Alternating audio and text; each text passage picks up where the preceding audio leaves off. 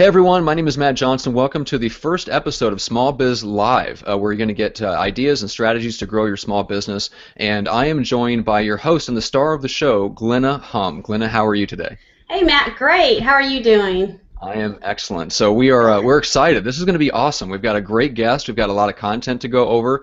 But before we get to that, I just want to throw out a couple things first. Number one, Glenna, what's the best way for people to reach out and connect with you and find out what you guys do at Fusion One? The best place to look would be fusion1marketing.com. You can contact us from there and just find out a little bit about what we do. Perfect. And so the theme of the whole show, in terms of what the content we're going to go over in general, is we're going to be interviewing business leaders, small business owners, entrepreneurs about anything that can help you grow your small business. So we're going to cover a lot of stuff in general, and we're going to be interviewing someone different every week. And like I said, we have a really special guest. But one of the reasons that we do these live, as opposed to just recording them and sending them out, is so that you can ask questions.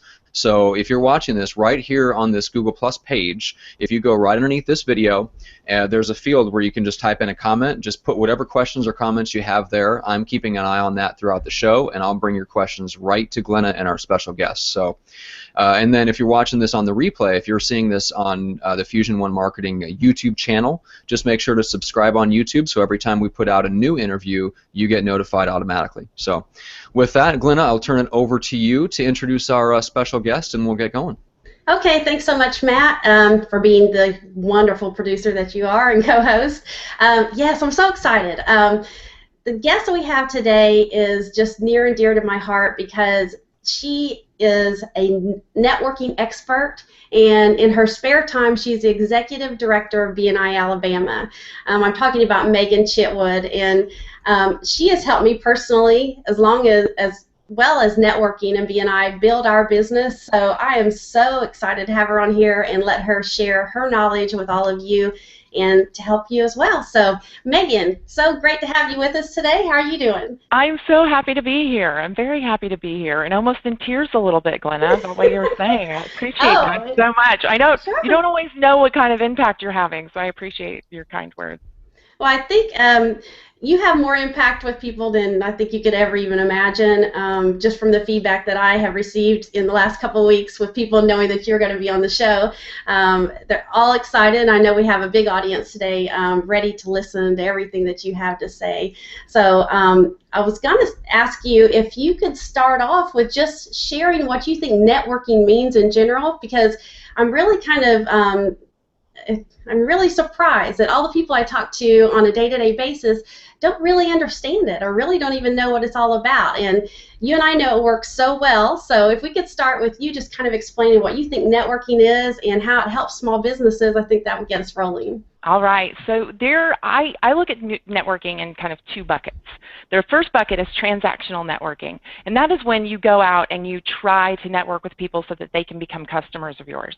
So in the hopes of someone who I get in front of someone who needs my product or service right then. So that's like, you drive along, you have an accident, you see the billboard, right? You see the billboard and you say, oh, I need to call that person because I've just had an automobile accident, right? That's the kind of, but it also happens with networking. So face-to-face as well, people will come through and say, oh, I do need your product or service. So that's transactional networking. The other type of networking is relational networking. And that is when you create this group of people around you that want you to succeed so badly that it almost is more fun for them to give to you than it is to even receive. And so that's relationship networking. And quickly, my story, I had two children back to back. And I mean, for 3 to 4 years, I was either pregnant, sleepless, or, sleepless and not able to go out and network, right? So with the relationship part of it, my business kept going, even though I wasn't able to be out and about all the time. It kept going. If I was only a transactional networker, that would have stopped, right? Because I wouldn't have been bumping into people who needed my product or service. So that's the first thing, is networking can be showing up at as many events as you possibly can, which is really good for your business. But networking can also be planning out how you're going to build relationships so that you can make sure that there's rateable referrals coming to you all the time. And I think it's important, talking along those lines, is for people to realize it does take a little time to build these relationships. you can't just expect to show up, hand out a bunch of business cards, and then people start buying from you out of the blue. So I think it's really important. Absolutely. Yes. Yeah, and when you're doing sales, I only need you to trust you enough to quit buy your service, right? Yeah. In networking, I have to trust you enough to put my reputation on the line. That's a whole new ball game, whole different story there. That takes a lot more trust, thus a lot more time. Exactly. Yes. Well, that's awesome. Well, I think we kind of have a background. Networking is just so important. I mean, we do internet marketing, and obviously I think internet is really important, but I think networking is really the ground roots level of getting out there and building your business. So again, I'm so excited to talk about all of the things that you have today. I understand that you have 7 steps of a referral. Yeah. We'd love for you to kind of go over those with us and just kind of share what you think or how people can best use these things to get a referral. Okay. So I'm going to quickly give you 1 through 7, just real fast. Okay. And then we'll dive into each one of them if that works for you. So the first step I kind of mentioned already, right? Trust. Each party has to trust each other if you are going to be in relationship enough to get business. The second one is I have to have knowledge of your business. So I have to know what you do, basically what you do. The third step is I have to understand your market. That one gets a little bit tricky because to understand your market, you have to understand your market because it's your job to teach me what your market is. So that's step number 3 is understanding your market. Fourth, providing you as the right solution. So how do I say to someone, this is the person you need to use and here's the reason why? The 5th step, shockingly enough, is the referral, is passing the referral, and everybody thinks it stops there, okay? The 6th step, though, is where the power can really start happening, and that is reviewing and adjusting.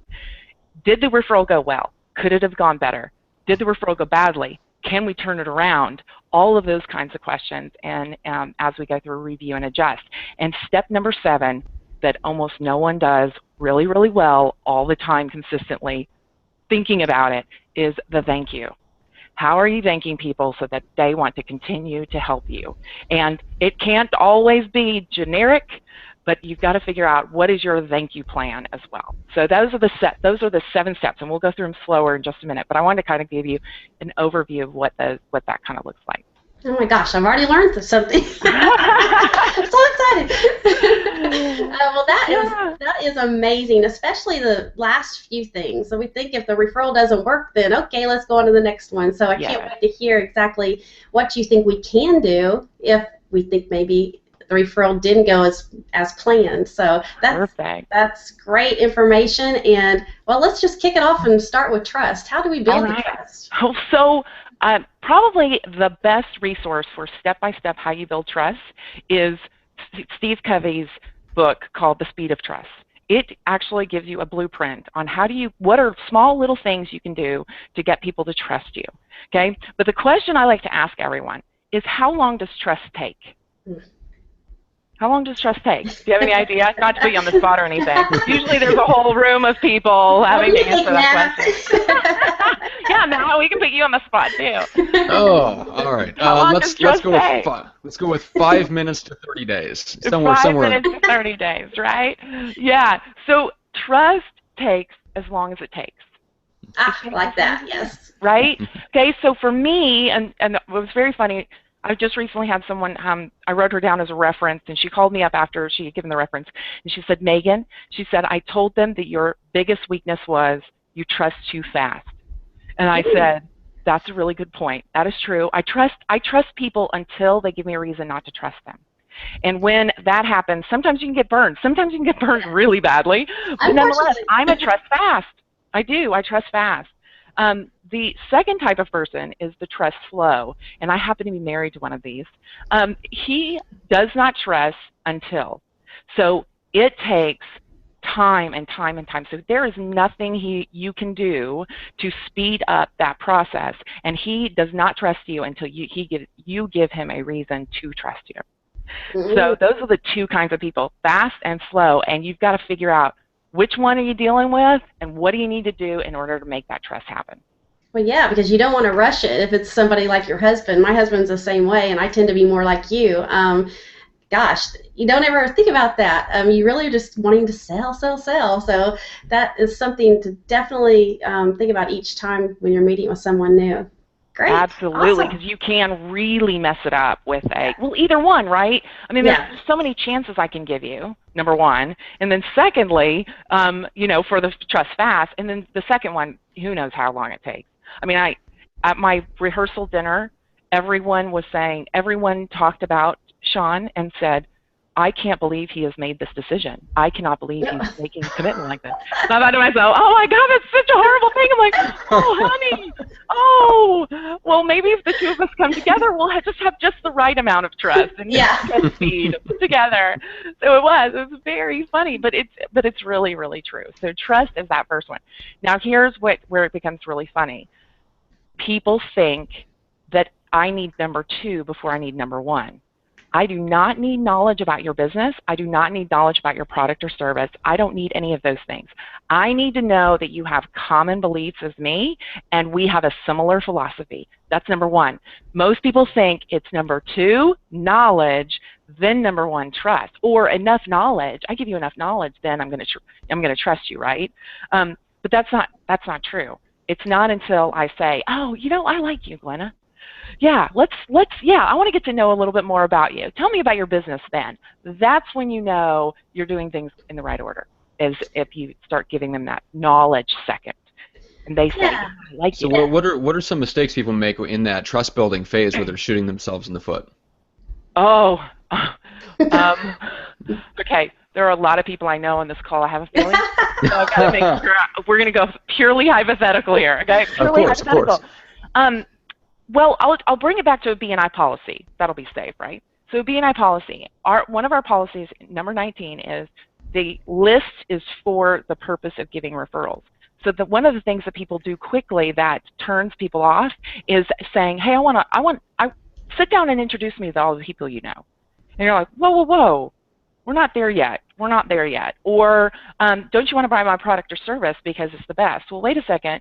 I'm not positive. I don't know yet. It's kind of like that. It's like, and actually, my really good friend Hazel Walker probably put it the best way. This is a non-business example, but it is perfect. She was on an online dating site, and she decided to meet someone face-to-face. She shows up, and they have a couple drinks together. And then, when they go to leave, he leans in, and he says, would you like to get in the back of your car and make out like teenagers? That's moving too fast. That's moving too fast, right? So I'm taking notes. I know, right? Exactly. I'm not giving dating advice. I am not qualified to give dating advice, but I mean that's really it. That's exactly. So and Ivan Meisner said it probably best. Dr. Ivan Meisner, who founded B&I, he calls it premature solicitation. So when you jump into, I want to do, let's do this. Wait. We're moving too fast. We're moving too fast. So that's some things people can do to really mess it up in the very beginning. And it's not until after we get into the relationship a bit, and I really do trust you, then you can mess up all you want, really, because it's like, oh yeah, I know you. I know this isn't what you really mean. But it's in those early stages that it can get dicey really fast. Absolutely. And it's funny because you talk about the knowledge can come second. I think I know a lot of people that I refer them by name. I don't really even use their business. It's like, oh, I know Meaghan. You need to talk to her. Yeah. So who's she with? I'm not really I can't remember the name of her company, but she's awesome. Exactly. That's it. And when you find yourself doing that, you're in high trust with the person because you're passing them along, not even to say you need her product or service, but you need to connect with her. And that's exactly it. That's exactly it. Exactly. Now, going super practical here for a second, and I want to interject real quick and give you a chance to kind of point out, what are some things that people can do when they enter just a very practical, like a networking situation? How can they get into conversations with people in a way that is, presents them as a trustworthy person as opposed to presenting them as someone that's looking for business and only looking for what they get out of that event? It's all in the sincerity. How are you showing up? And that's why I would love to refer to Steve Covey's book, because the first place that starts is with self-trust. You've got to know you believe in you. You've got to know you believe in your product or service, and you've got to get really interested in other people.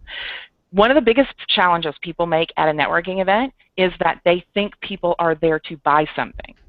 Yes. No one goes to a networking event to buy something. You know, it's not. And honestly, I will leave it, even if I need the product or service, I don't want to buy it at a networking event because I don't want to perpetuate the fact that people might be buying at a networking event, because they're not. So what you've got to do is you've got to go into each conversation thinking to yourself, is this someone I want to get to know better?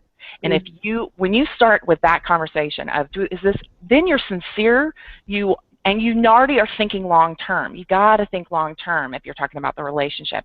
You're not going to probably close a sale at that particular event. So get sincere, ask a lot of questions. You know, the who, what, when, where, and why. I go all over the place with people in networking events just because I get really curious about them.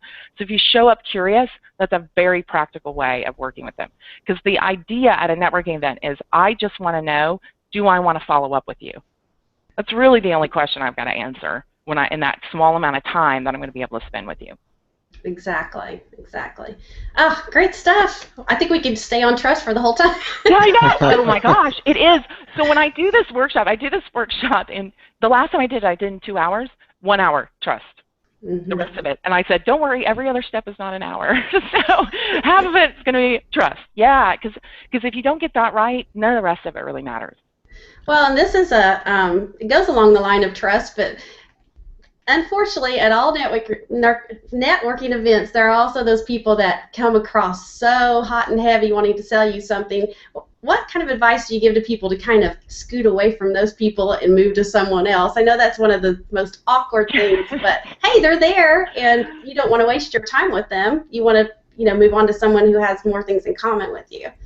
Okay, so this doesn't work when you're brand new to an area. But otherwise, if you know other people in the room, introduce them to someone else, pass them along, they're their problem. I mean, I hate to say it that way, but maybe if they got into a conversation with someone that they could really talk shop with, maybe that's a safer place for them to be than yeah, trying to talk hot and heavy about closing business right there. So yeah, I always have in my hip pocket, okay, who's close by that I can introduce this person to that gets ugly? That's awesome. Yeah. No, I mean, it's you're also helping them out, right?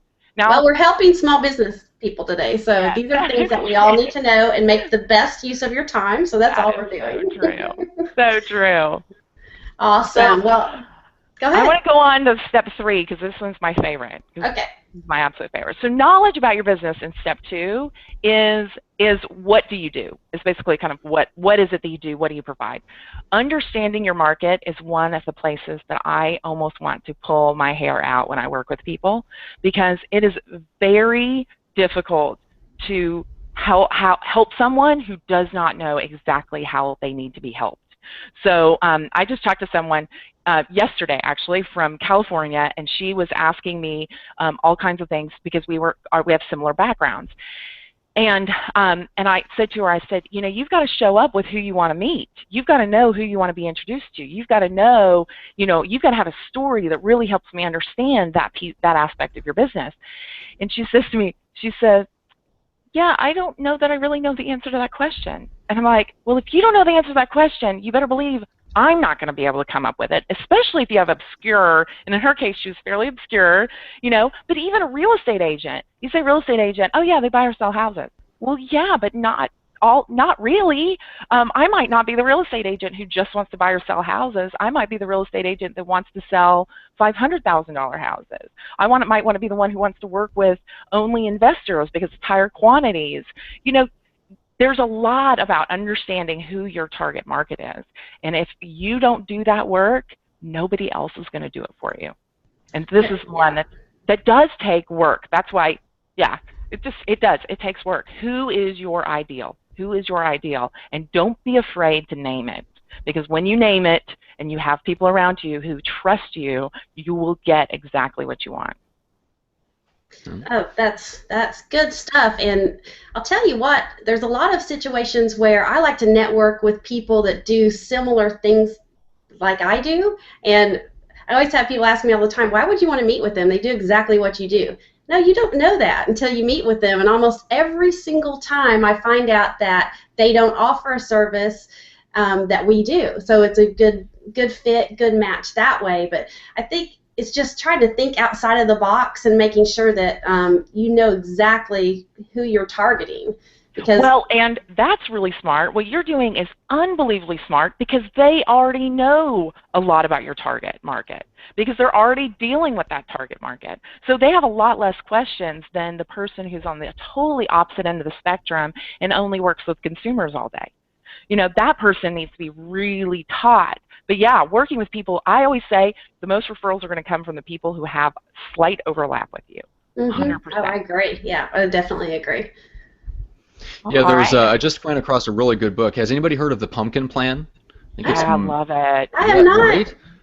Yeah, that was a phenomenal book. That was one of his tips, was vendor referrals. You find out who your ideal customers are already using for some other service, go to them, build a relationship with the vendors that are also working with your ideal clients, figure out where you overlap and don't, and then start building a relationship with them to get referrals to their other, people that are probably ideal clients for you. So along those same lines.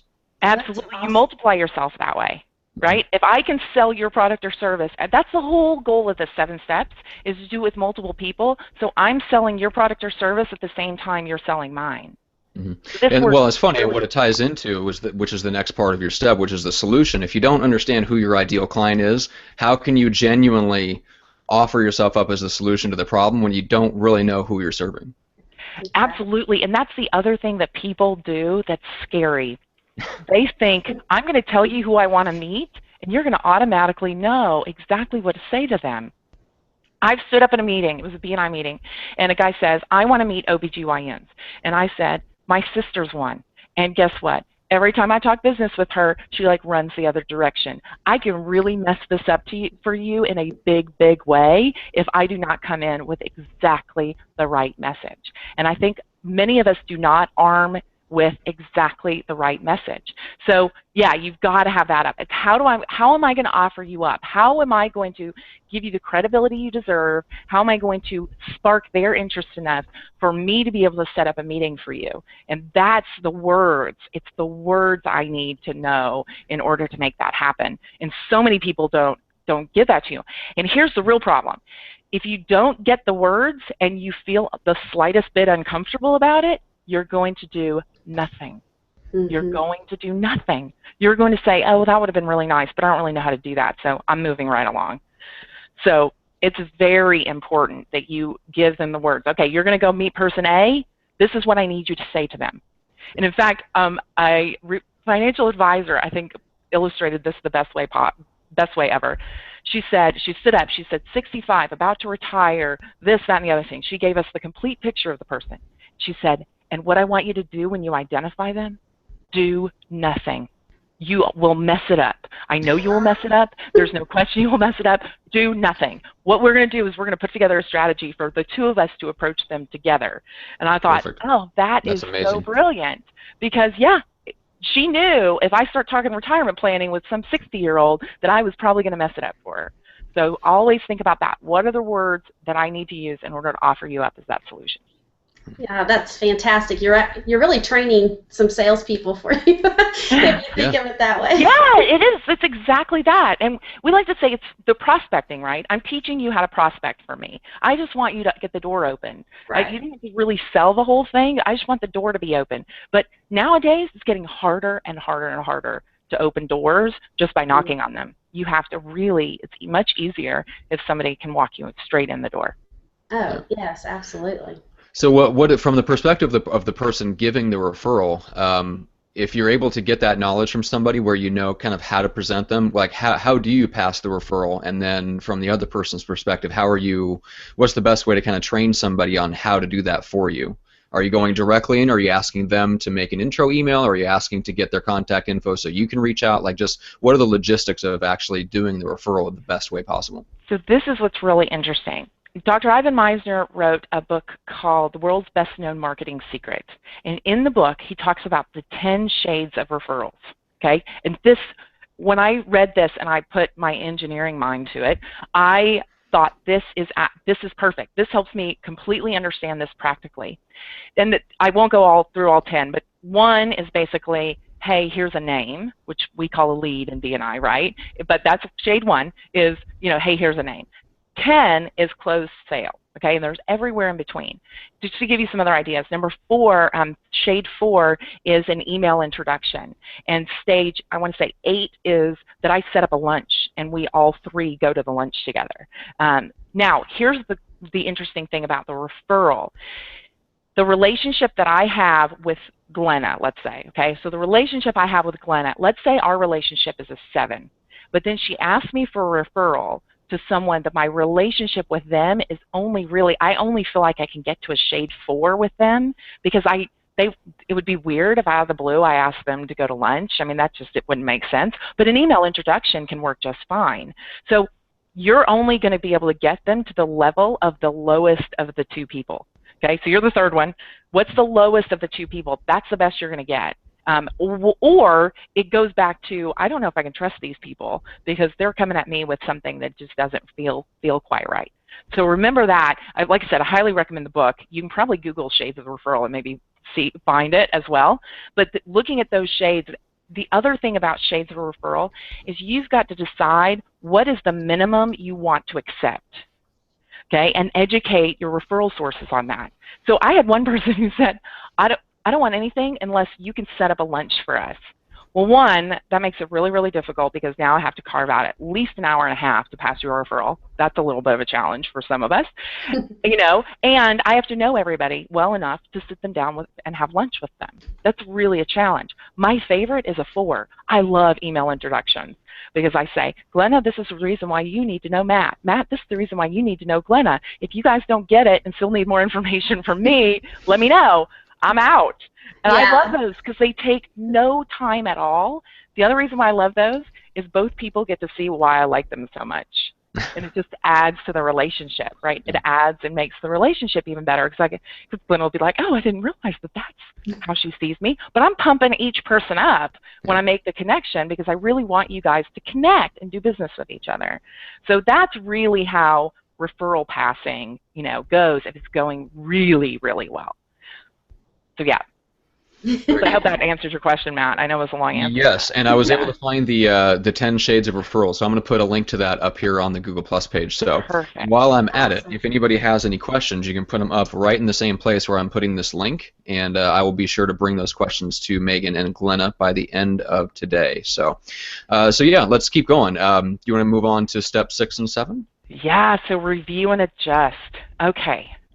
I don't know what it is about the world we live in right now, but either people take everything too personally or we're scared or whatever it is. If you come at me in a place from love and I want you to be better, I am all about getting feedback. If there's anything I can do to be better, let me know. And that's what review and adjust is all about. What do I need to do? So I'm going to give you a couple stories that will really illustrate this well. One, this happened to me 13 years ago, and some of you have heard this story, and sorry if I'm boring you with the same story. But I had 2 ladies in my BNI chapter come to me and say, Meaghan, you are not referable. And I said, wow. Yeah, Meaghan, you are not referable. Now, they did it very, very well. I think they had gotten a couple drinks in me, and so they knew I had loosened up a little bit. So anyway, but yeah, they looked at me and they said, and their names are Terry and Terry, and I owe them so much because I probably wouldn't be sitting here today if it weren't for the 2 of them. But they said, you're not referable. And I said, okay, why? And they said, well, you're 24 and you dress like a construction project manager, which is where I came from. Yet now you're trying to represent yourself as a business coach, and you're trying to tell people who are much older than you about how to do their business better, okay? So dressing in collared shirts and khaki pants, not going to be a good look. And my hair was straight. I didn't style my hair, I almost wore no makeup, any of that. So after hearing all the reasons why I wasn't referable, I said, okay, great, what are we going to do about it? Terry, I.E., I call her, Terry, I.E., she let me go shopping in her closet until we could actually go shopping. I got a few suits from her. I show up at my BNI meeting the next week, and everybody is like noticing, big time noticing, this huge change in me. And I thought to myself, hair, makeup, and some different clothes, and that makes that big of an impact. But whatever, I'm happy to do it because, you know, if that makes me more referable, that's easy. That's completely easy. So that's, I mean, if that doesn't illustrate what I'm talking about, nothing will. But I also, another story that happened more recently, I was going to meet some real estate agents. Well, my normal garb is a suit. And I thought to myself, oh, I don't know if I feel real comfortable with this. I'm getting the introduction to these people. I don't think it's a suit affair. So I called the person who gave me the referral, and I said, what do you think I should wear? I mean, that's kind of is my theme, right? That's the place I'm most questioning. But you can ask, what behavioral style is the person? Are they direct and they want to be, you know, give real quick feedback, or do they need a lot of data? Tell me, what do I need to do to really be prepared for this? So if I come into somebody, my sister has probably the best story of this. Guy walks into a meeting, puts a notebook down on the table and says, we've got to figure out how to cut $7 million out of the budget. And the next guy, it was actually at a dinner that she was attending, and the next guy pipes up and wants to talk about each other's family. Like, if they didn't totally miss each other and, you know, in the wind, I don't know what, but clearly they weren't on the same page. So if I know I need to talk about family with you to gain your trust first, then I'll do that. If I need to know I need to come in and say, this is what we need to do, I'll do that. Tell me what I need to do to have the best chance of success. So looking back on the referral, there's always a way it can be better. There's always a way it can be better. So how can we make it better? But even more valuable, if something goes sideways, we can fix it together, more than likely, because the person trusts me enough to give you a shot. And if I need to circle back, I can talk to both parties unassumingly, figure out what the problem is, come back to you and say, this is what you need to do to save this. But like Glenna, what you said earlier, you're right. Most of us just say, oh, that one didn't work, and walk right along.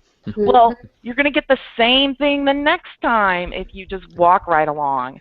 You know, it's not, again, if you've got a good relationship, if there's trust there, there's no reason why we can't look at each other and say, I'm going to give you some feedback.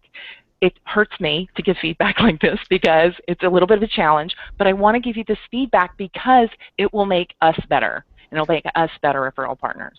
So if you can come at it like that, review and address is no problem. Oh, that's so awesome, because I know several people right now, and I'm sure that I could use help along the way too, and I would welcome that. But I also know a few people who I would love to help and didn't know how to approach it or didn't know how to address it. And BNI is a perfect instance, especially with people that are just starting BNI or just starting networking. They don't realize how they're coming across maybe right at the beginning when they're all excited and not thinking about the process. So you've given me really food for thought of maybe some people that I can help, and I'm sure the people that are watching today, same thing. I mean, we shouldn't be afraid to help someone. We're not being critical by any means. Well, it goes back to genuine sincerity, Meaghan, like you mentioned. You know, it has to be in a genuine spirit of wanting to help somebody. Yeah, if you're mean about it, it's being mean. Yeah, definitely. Now, going back to the real practical stuff before we let you finish off the seventh step, what are some practical things that people can do just in a networking environment? Let's say they have more of a long-term outlook. They know kind of who their ideal client is. They know kind of what to say. Obviously, keep most of that stuff in reserve unless the occasion arises.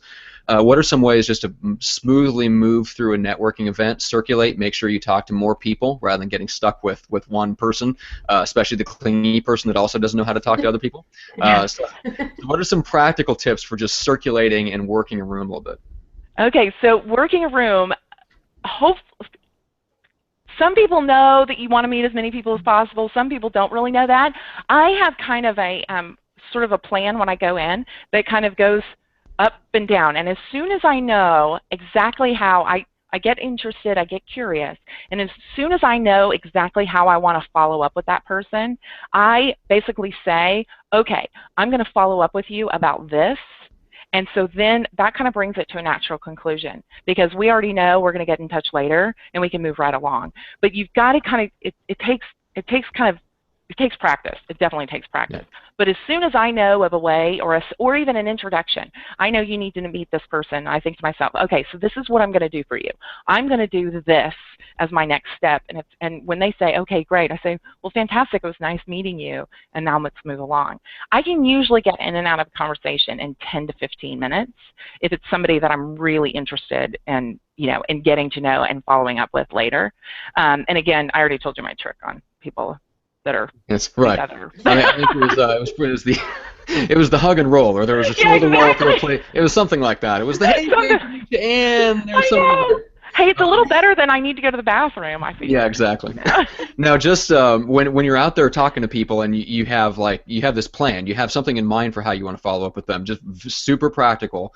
How are you remembering to do that versus compared to all the people that you meet at a networking event? How do you remember exactly how and who you're following up with? I get a business card, I pull out my pen, and I write down what my follow-up, and I'm even talking to them about this. I'm writing down, this is what I'm going to do, this is what I'm going to do, and as I'm writing, and usually they're so excited because somebody at the networking event wants to help them as opposed to just, sell them something, that they're like, oh yeah, this is great. So I just pull out a pen and I write it all down. Now, another quick one for ladies, I always wear an outfit that I have 2 sets of pockets, one for my business cards, one for somebody else's, and always have a pen. And I usually actually bring a Sharpie pen because it will write on anything as opposed to a ballpoint. Sometimes you're struggling. Sometimes I'm not that organized, so I end up with a ballpoint pen, but I'll be shaking somebody's business card around trying to get it to dry before I put it in the pocket. But most of the time I attempt to be prepared that way. Yeah. And I think the most important part is follow-up. Don't just do all that. Don't waste all your time and do all that and not actually, take the action forward and really call them or email them or whatever you said they're going to do. I know we all get busy. I've been guilty of it, but I think that's the most important part. Take action. Yeah, well, and aren't you shocked? You got to have a system for it. Absolutely. If you don't have a system, you're going to treat it. It's like looking at a blank sheet of paper every time, starting from scratch every time. You're not going to know what to do, and it's just not going to get done. And that's where most people are. They start from a blank piece of paper every time they get a referral. They don't have any plan for how to handle it. Yeah, well, and the other thing about that, I didn't realize my brain worked like that, and not everybody else's does. I probably need to start working with. I need to come up with something to help people with that, because I can whip out a process in a second. Yeah. Yes, do that, please. For other people. Yeah, I know, right? Really, what's funny? It wasn't until about a month ago that people were like, "Nobody else's brain works like yours." I'm like, "What? Yeah, no, that doesn't." Okay. Yeah, no, not many people do networking and have an engineering background, so I guess that's my excuse that I'm sticking to. Probably true. Yeah. All right, so the last step, the thank you, the crucial part of finishing off that referral process right. So what are some tips for people to say thank you in a great way that makes them stand out and encourages somebody to refer them again? It all depends on the person. Now okay, step one. Step one is, first you have to know who is giving to you. If I put you in a closet in the dark until you came up with the right answer, not just a answer, the right answer, could you tell me who passes you the most business? Glenn, I have seen gas. Please don't ask me for a live answer. I know. Yes. I'm not asking either one of you. I will say this. I would say 80% of my business comes from BNI, so I can tell you that. That's good. But just thanking BNI is like, Meaghan has nothing to do with this. Quit thanking BNI. Thank me. So that's the thing, is that you've got to figure out who are the people who are thanking you, so that you can figure out, okay, how do I keep this open? How do I keep this pipeline, filled and coming at me all the time? Because I'll tell you, it's happened to me over and over and over again. I trust fast, right? I told everybody that. I trust very, very fast. The minute that I start feeling taken advantage of, it's like a switch, and I'm done. I am so done, and it takes many people years to get back on the right side of me being done. But it's like the minute I feel taken advantage of, done. Okay, so now other people might need the thank you as a reminder, or might need the thank you because they don't even know what they're doing for you. So you've got to think about it that way. So step number one, figure out a way to track who is getting you business and figure out a way to really help those people. And not to put Glenn on the spot, I did an exercise with Rob. He was in the class, and MSP. Yeah, Rob is Glenna's husband, and Rob's probably in the other room, ready to strangle me. I know. And we did this exercise, and we talked about who was the person who gave you the most referrals in the last year, and or how many referrals did you get from these people in the last year? And he said, wow, I get business from somebody I didn't realize that and he's like humming out. I'm like, what is this? He was like, let's just put it this way, I need to work on the relationship a little bit more. Like, yeah, if it's, yeah. So, but the thank you is important. So the second part of thanking, not only knowing who it is figuring out how do you thank someone sincerely and in a way they want to be thanked. And this can go back to, business and life kind of can, but this can come back to like love languages, right? Yeah. If you can size someone up and say, is it an act of service I can do? Is it a gift?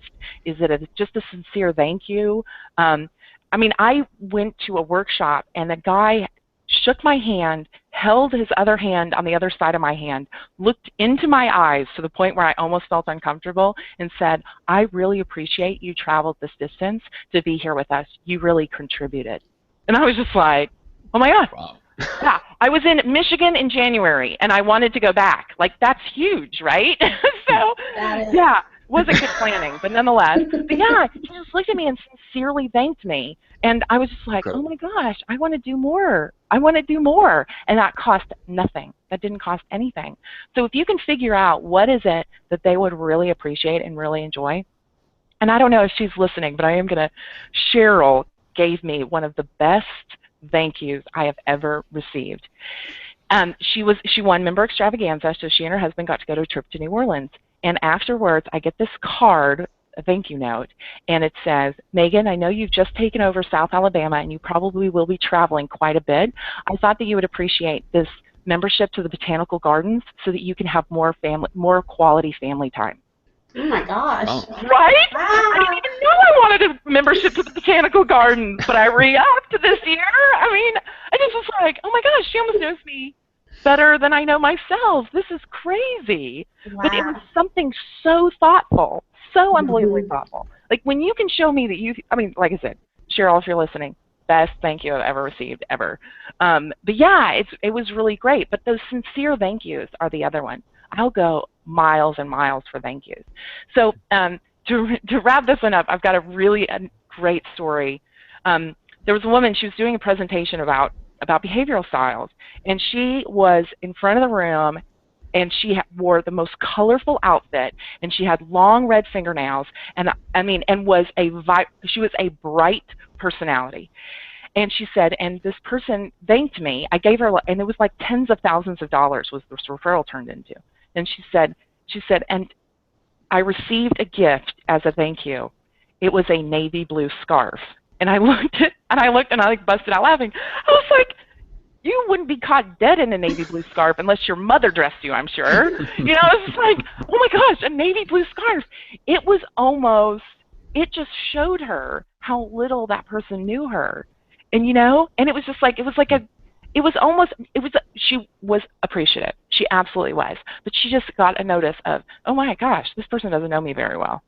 So you've got to also think about that too. What would we really enjoy? And it does not have to be money. I've talked to nonprofits about this. It can be ice cream parties. It can be, just coming and hanging out. It can be a walk. It can be anything. But what is that thank you that you think will make that person want to continue to work with you? And it's very, very key. And almost none of us think of it. No, exactly. And I also think along those same lines of remembering to thank people, sometimes you have to think back 2 or 3 different levels.